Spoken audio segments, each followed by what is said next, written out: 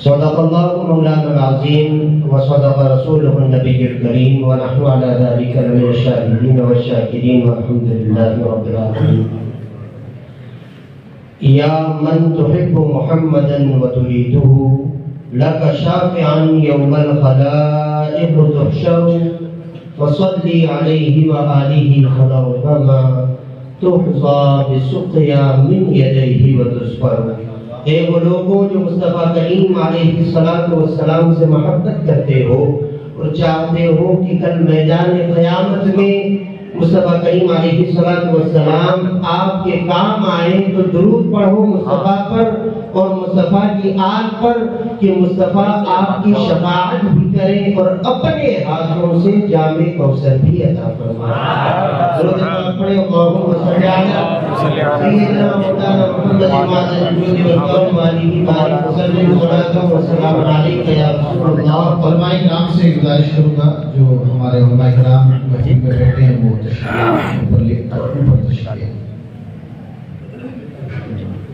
مختصر سبق مجھے ملا ہے، لیکن میری بڑی خوش نصیبی ہے، یہ وقت بھی میرے لیے بہت زیادہ ہے۔ اسٹیج پر تقریباً سارے میرے اساتذہ کرام موجود ہیں، ان کی موجودگی میں ربکشائی کرنا میرے لیے بہت مشکل ہے، لیکن انہی سے فیوز و برکات حاصل کر کے آپ حضرات کی خدمت میں حاضر ہوا ہوں۔ ہم آج یہاں پر قائد محترم کی جو مقالہ PhD کا آپ نے لکھا ہے، امام احمد رضا خان بحیثیت مفسر قرآن، اس کے اجرا کی مبارک محفل میں حاضر ہوئے ہیں۔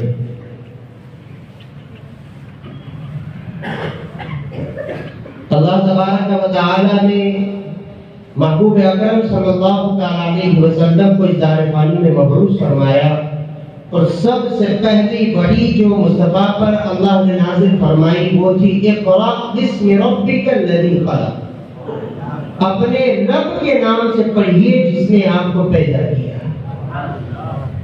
یعنی یہ پڑھنے کا حکم رب تبارک و تعالی نے ہم سب کو دیا ہے، تعلیم حاصل کرنے کا حکم رب تبارک و تعالی نے مصطفیٰ کے ذریعے سے ہم سب کو عطا فرمایا ہے۔ حدیث پاک میں خطبے میں بیان کی تھی، مصطفیٰ فرماتے ہیں خیرکم من تعلم القرآن وعلمہ، تم میں بہترین وہ ہے جو قرآن سیکھے اور دوسروں کو سکھائے۔ آج اسی مبارک محفل میں ہم حاضر ہوئے ہیں۔ ایک مثال دے کر میں آپ کو سمجھانا چاہتا ہوں، ایک بہت ہی بہترین فیملی ہے، ایک بہت ہی بہترین خاندان ہے، ایک شریف اسرہ ہے جس میں میاں اور بیوی دونوں سکون و اطمینان کے ساتھ میں رہتے ہیں۔ فَالْيَوْمٍ مِّنَ الْأَيَّامِ قَالَ زَوْجٌ لِزَوْجَتِهِ أَن تَأْتِي بِالْكِتَابِ مِنَ الْمَكْتَبَةِ فَذَهَبَتْ فَفَاجَأَ الْمَخَاضُ فَوَلَدَتْ بین الکتب فلقب بابن الکتب۔ ایک بہت ہی بہترین فیملی ہے، بڑے اچھے طریقے سے اپنی گزر بسر کرتی ہے، بڑے اچھے اخلاق کے ساتھ میں ایک دوسرے کے ساتھ پیش آتی ہے۔ مصطفیٰ کریم علیہ السلام کو اسوہ حسنہ بنا کر مصطفیٰ کریم علیہ السلام کے احادیث پر اپنی نظر رکھ کے اپنی زندگی کو گزار رہی ہے۔ ایک دن شوہر اپنی بیوی سے کہتا ہے کہ میرا جو مکتبہ ہے، میرے حجرے میں جو کتابیں رکھی ہوئی ہے، حجرہ پورا بھرا ہے کتابوں سے، اس حجرے کے اندر جاؤ اور ایک کتاب لے کر آؤ۔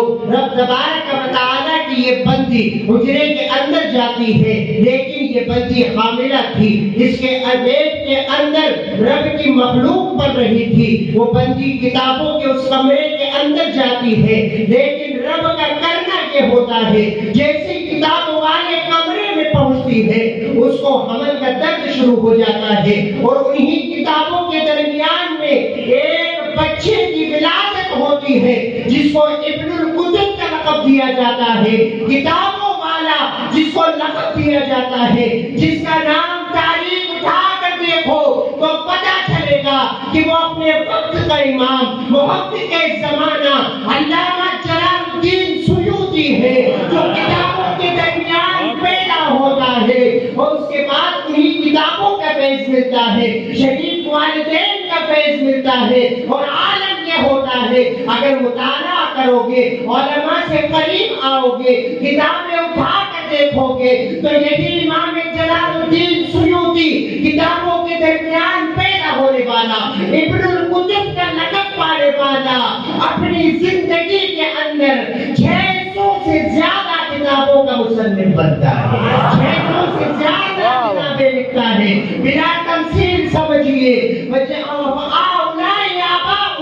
وجئنا بمثلہم، یہ ہمارے آباء و اجداد ہیں، ہم رب کی بارگاہ میں دعا کرتے ہیں کہ رب ہمیں ان کا صدقہ عطا فرمائے، ان سے مثال نہیں دی جا سکتی، ان کی برابری نہیں کی جا سکتی، لیکن ایک کمرہ ہے، میرے قائد محترم کا کمرہ ہے، میرے حضور کا کمرہ ہے، میرے سیدی مرشدی کا کمرہ ہے، چاروں طرف کتابوں سے سجا ہوا ایک کمرہ ہے، وہ اعلیٰ حضرت کی ذات مبارک جن کی شاعری لوگوں کو سمجھ میں نہیں آتی، جن کے فتوے لوگوں کی سمجھ میں نہیں آتے، جن کی کتابیں لوگوں کی سمجھ میں نہیں آتی، جن کے متن لوگ سمجھنے سے قاصر رہتے ہیں، لیکن ایسے ہی ایک 10 بائی 10 کے کمرے میں بیٹھ کر مصطفیٰ کے اس عاشق کا ایک عاشق ایسا بھی ہے جو اعلیٰ حضرت کو سمجھتا بھی ہے، اعلیٰ حضرت کو پڑھتا بھی ہے، اور پڑھنے کے بعد امام احمد رضا خان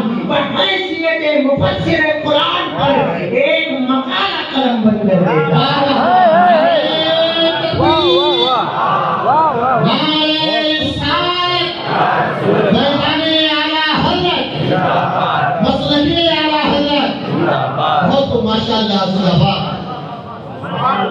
اعلیٰ حضرت کو سمجھنا ہر کسی کے بس کی بات نہیں، لیکن مصطفیٰ کے اس عاشق کے کچھ عاشق ہوتے ہیں جو اعلیٰ حضرت کو سمجھنے کی کوشش کرتے ہیں اور اس کے بعد میں قلم بند کرتے ہیں اعلیٰ حضرت کے بارے میں۔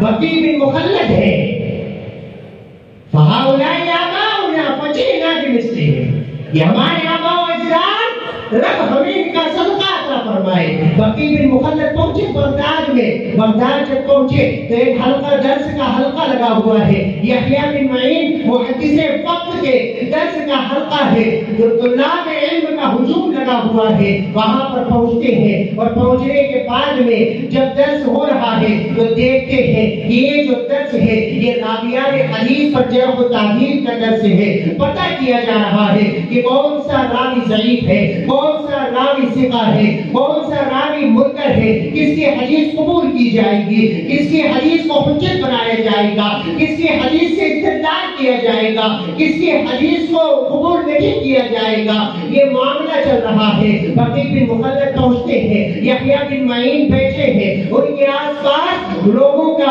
اور طلاب علم کا ہجوم لگا ہوا ہے، پہنچتے ہیں، جا کر بیٹھتے ہیں، جب سوال و جواب کا سلسلہ شروع ہوتا ہے بقی بن مخلد ایک سوال کرتے ہیں، پھر دوسرا سوال کرتے ہیں، پھر تیسرا سوال کرتے ہیں، لوگ جو پیچھے بچے بیٹھے تھے وہ کہتے ہیں اے نوجوان ہماری باری کب آئے گی، ہمیں تو سوال کرنے کا موقع نہیں دیا جا رہا، اگر سارے سوال تم ہی کر لو گے تو پھر ہم کیا کریں گے۔ حضرت بقی بن مخلد کہتے ہیں تم یہیں کے رہنے والے ہو، یہیں سے آئے ہو، میں کتنی دور سے آیا ہوں، میں ہزاروں میل کا سفر طے کر کے آیا ہوں، مجھے کچھ تو پوچھنے دو۔ یحییٰ بن معین اپنی نظر کو اوپر اٹھاتے ہیں، دیکھتے ہیں بقی بن مخلد کو اور کہتے ہیں کہاں سے آئے ہو، کہتے ہیں بڑی دور سے آیا ہوں۔ کہاں سے آیا ہو، افریقہ سے آئے ہو، کہتے ہیں بہت دور سے آیا ہوں، میں اندلس سے آیا ہوں جسے آج کا اسپین کہا جاتا ہے۔ یحییٰ بن معین محدث جلیل کہتے ہیں پوچھو کیا پوچھنا چاہتے ہو، یہ وہ زمانہ ہے جب خلق قرآن کا فتنہ اٹھا تھا، امام احمد بن حنبل پر ظلم کے پہاڑ توڑے جا رہے تھے، آپ کو نظر بند کیا جا رہا تھا، آپ پر ظلم کیا جا رہا تھا۔ بقی بن مخلد بیٹھے ہیں، بقی بن مخلد یحییٰ بن معین کے سامنے زانوِ ادب طے کرتے ہوئے بیٹھے ہیں اور پوچھتے ہیں آپ سے ایک سوال پوچھنا چاہتا ہوں۔ کہا پوچھو کیا پوچھنا ہے۔ ماذا تقول عن احمد بن حنبل، احمد بن حنبل کے بارے میں آپ کیا کہتے ہیں۔ یہاں بیٹھ کر آپ جب تعدیل کا سلسلہ جو چلا رہے تھے تو مجھے شوق ہوا کہ احمد بن حنبل کے بارے میں پوچھوں. یحییٰ بن معین کہتے ہیں وہ ثقہ ہی نہیں ہے، فوق الثقہ ہے. علماء بیٹھے ہیں، اصطلاحات جانتے ہیں کہ ثقہ کیا ہوتا ہے، فوق الثقہ کیا ہوتا ہے. یعنی جس کی حدیث کو بلا چھپ و چھڑا تسلیم کر لیا جائے اس کو ثقہ اور فوق الثقہ کہا جاتا ہے. جب یہ سنا اس کے بعد میں کہتے ہیں مجھے ان کا پتہ بتا دو، میں ان کے پاس جانا چاہتا ہوں، ان سے فیض لینا چاہتا ہوں، ان سے حدیثیں سننا چاہتا ہوں. یحییٰ بن معین پہلے کچھ سوچتے ہیں لیکن پھر پتہ بتا دیتے ہیں. بقی بن مخلد پہنچتے ہیں، جا کر دروازے پر دستک دیتے ہیں. امام احمد بن حنبل باہر نکلے. میں تیزی کے ساتھ اپنی بات کو ختم کرنا چاہ رہا ہوں، آپ حضرات توجہ میری طرف رکھیں. امام احمد بن حنبل باہر نکلے، پوچھا کون ہو، کہاں سے آئے ہو، کیا چاہتے ہو. امام احمد بن حنبل کے پاس پہنچے. بقی بن مخلد کہتے ہیں مجھے بقی بن مخلد کہا جاتا ہے، آپ سے حدیثیں سننے کے لیے آیا ہوں. امام احمد بن حنبل فرماتے ہیں مجھے نظر بند کر دیا گیا ہے، مجھ پر ظلم کے پہاڑ توڑے جا رہے ہیں، میرا درس بند کر دیا گیا ہے، مجھ سے حدیث کیسے سنو گے. بادشاہ خلیفہ ایک وقت کے لوگ ہر وقت فراق میں رہتے ہیں، کوئی میرے پاس میں آئے گا اسے جیل میں ڈال دیا جائے گا. بقی بن مخلد کہتے ہیں کہ میرا ارادہ یہ ہے میں آپ کے پاس بھکاری بن کر روزانہ آیا کروں گا، آپ سے سوال کروں گا، آپ بدلے میں مجھے کچھ مال نہ دینا بلکہ مصطفیٰ کی حدیث سنا دیا کرنا. مصطفیٰ کی حدیث مجھے سنا دینا، میں اسے ذہن نشین کر لوں گا، اسے لکھ لوں گا. یہی میرا مقصد ہے اتنی دور سے آنے کا. امام احمد بن حنبل قبول کرتے ہیں. پھر روزانہ یہ سلسلہ چلتا ہے. بقی بن مخلد آتے رہتے ہیں، حدیثیں لکھتے ہیں، سنتے رہتے ہیں. تقریباً 300 سے زائد حدیثیں انہوں نے امام احمد بن حنبل سے روایت کی، نقل کی. اس کے بعد میں رب کی مصلحت کو منظور یہ ہوا جو خلیفہ تھا جو ظلم کر رہا تھا وہ مر گیا. اس کے بعد جو خلیفہ مقرر ہوا امام احمد بن حنبل سے محبت کرنے والا تھا، اس نے آ کر یہ اعلان کرا دیا امام احمد بن حنبل کو جو پابندیاں لگائی تھی ساری پابندیاں ختم کی جاتی ہیں، ان کے دروس پھر سے شروع کیے جاتے ہیں. اب امام احمد بن حنبل اپنی پوری جلالانہ شان کے ساتھ میں مسجد کے اندر جلوہ افروز ہوتے ہیں مصطفیٰ کی حدیث سنانے کے لیے. تو لاکھ علم جھوک در جھوک آتے ہیں. بقی بن مخلد ہے وہ بھی ایک دن آتے ہیں امام احمد بن حنبل کی بارگاہ میں. امام احمد بن حنبل کی نظر جیسے یہ پڑتی ہے، بڑے بڑے وہاں پر علماء بیٹھے ہوئے ہیں جو حدیث سننے کے لیے آئے ہیں امام احمد بن حنبل سے، لیکن بقی بن مخلد کو آتے ہوئے امام احمد بن حنبل جیسے دیکھتے ہیں اپنے شاگردوں سے فرماتے ہیں اکسہو لبقی ابن مخلد، بقی ابن مخلد کے لیے جگہ خالی کر دو، بقی ابن مخلد کو آنے دو. بقی ابن مخلد آتے ہیں اور آ کر امام کے پاس سے بیٹھ جاتے ہیں. اب پھر سے بلا تشبیہ سمجھو میرے قائد محترم ہے، میرے قائد نے امام احمد بن حنبل نے اپنے اس شاگرد کو جو ظلم کا زمانہ تھا اس وقت بھی اس کو شغف تھا، اس کو شوق تھا حدیث رسول حاصل کرنے کا.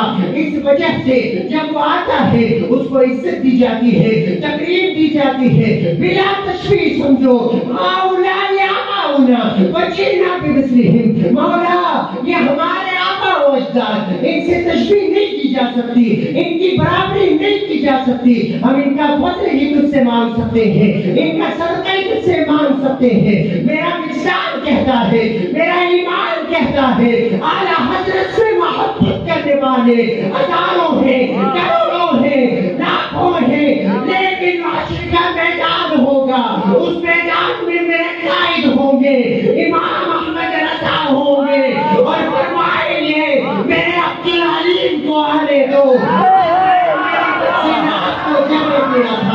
اور امام احمد رضا خان بحیثیت مفسر قرآن کا مقالہ لکھا تھا، کیونکہ جس سے محبت کی جائے، جس کی محبت میں رہا جائے، جس کی محبت میں زندگی کو گزارا جائے وہ کبھی ضائع نہیں جایا جا سکتا. کیونکہ مصطفیٰ نے فرمایا، صادق و مصدوق آقا نے فرمایا قیامت میں وَأَنْتَ مَعْمَنْ أَحْبَبْتَ، تم جس سے محبت کرتے کرتے ہو اسی کے ساتھ میں حشر ہوگا. اگر مصطفیٰ سے محبت کرتے ہو مصطفیٰ کے ساتھ میں رہنا نصیب ہوگا. علماء سے محبت کرتے ہو علماء کے ساتھ میں نصیب ہوگا. اگر ہم اپنی زندگی میں چاہے کچھ بھی نہ کر سکے اس کے باوجود بھی ہمیں فخر رہے گا کہ ہم ایسے آقاؤں کے بندے ہیں جن کے بول بالے ہیں. ایسے آقاؤں کا بندہ ہو رضا بول بالے ہیں میرے سرکاروں کے. استغفر اللہ ربی من كل ذنب واتوب الیہ. السلام علیکم ورحمۃ اللہ وبرکاتہ.